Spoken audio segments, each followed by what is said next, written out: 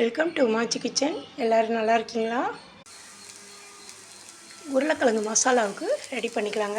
எண்ணெய் ஊற்றி கடுகு உளுத்தம்பருப்பு போட்டுங்க. வெங்காயம் நல்லா வதக்கட்டுங்க. Golden colour வரட்டுங்க. கொஞ்சம் உப்பு போட்டிங்கன்னா சீக்கிரம் நல்லா வதக்கி வந்துடுங்க. நமக்கு உருளைக்கிழங்கு வேக வைக்க கொஞ்சம் லேட் ஆகும். டக்குன்னு இது பசங்களுக்கு லஞ்சுக்கு ப்ரிப்பேர் பண்ணிடலாங்க. சாதம் வைக்க லேட் ஆகிடுச்சு, சமையல் பண்ண முடியலன்னா இந்தமாரி தோசை ஊற்றி உருளைக்கிழங்கு ஸ்டஃப் பண்ணி கொடுத்துட்டிங்களா மசாலா தோசை ரெடி ஆகிடுங்க.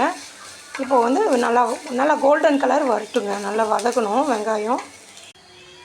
இதுக்கு வந்து மிளகாத்தூள் மஞ்சத்தூள் நல்லா வெங்காயம் வதக்கிடுச்சுங்க. மிளகாத்தூள் மஞ்சத்தூள் கொஞ்சம் பெருங்காயமும் போட்டிருக்கேங்க. நான் வந்து சால்ட்டும் போட்டு வதக்கிட்டேன். நல்லா இந்தளவுக்கு நல்லா வதக்கினோன்னே கொஞ்சம் பச்சை வாசம் போயிட்டுங்க. போட்டு நம்ம தோல் உருளைக்கிழங்கு செத்தி வச்சுருக்குங்க. கேரட்டுக்கு திருவிழா கட்டையில் செத்திக்கிங்க. செத்திக்கிட்டிங்கன்னா உங்களுக்கு ஈஸியாக இருக்கும். கொஞ்சம் வேகிறதுக்கு டக்குன்னு வெந்துடுங்க. பசங்க ஸ்கூலுக்கு கிளப்ப நமக்கு உருளைக்கிழங்கு வேக வைக்கலாம், டைம் எடுக்கும். இந்தமாரி செத்திக்கிட்டிங்கன்னா ஈஸியாகிடுங்க. நல்லா கொஞ்சம் பச்சை வாடை போக வதக்கிட்டு அப்படியே தோசையில் ஸ்டஃப் பண்ண வேண்டியதாங்க. கொஞ்சமாக தண்ணி ஊற்றி ஒரு 1/4 டம்ளர் அளவு தண்ணி ஊற்றி கொஞ்சம் மூடி வச்சிட்டிங்கன்னா கூட நல்லா வெந்துருங்க கொஞ்சம். ஏன்னா இது தண்ணி ஊற்றிருக்கேங்க. 1/4 டம்ளர் போல் தண்ணி ஊற்றிடுங்க. ஊற்றி கொஞ்சம் தட்டு போட்டு ஒரு 5 நிமிஷம் மூடி வைங்க. ஸ்லோவில் வச்சு நல்லா வெந்துருங்க கிழங்கு.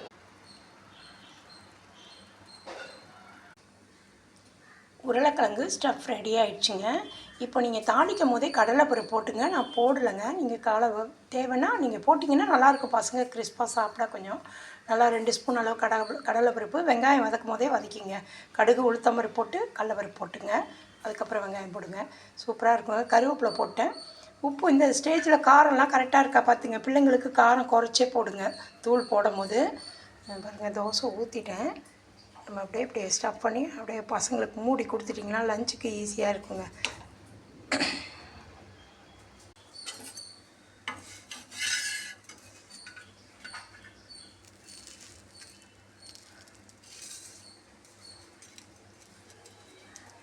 அவ்வளோதாங்க. நல்லா கொஞ்சம் பிள்ளைங்களுக்கு தாராளமாக எண்ணெய் ஊற்றிங்க.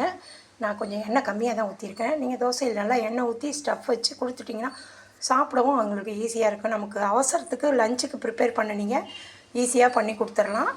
இந்தமாரி டிஃபன் கொடுக்குற அன்றைக்கி இந்தமாரி வெறும் தோசையாக கொடுக்காம இந்தமாரி கொடுத்து விடுங்க. உருளைக்கிழங்கு வச்சு ஸ்டஃப் பண்ணு கொடுத்துருங்க. தேங்க்யூ. ஷேர் பண்ணுங்கள், சப்ஸ்கிரைப் பண்ணுங்கள், கமெண்ட் பண்ணுங்கள், லைக்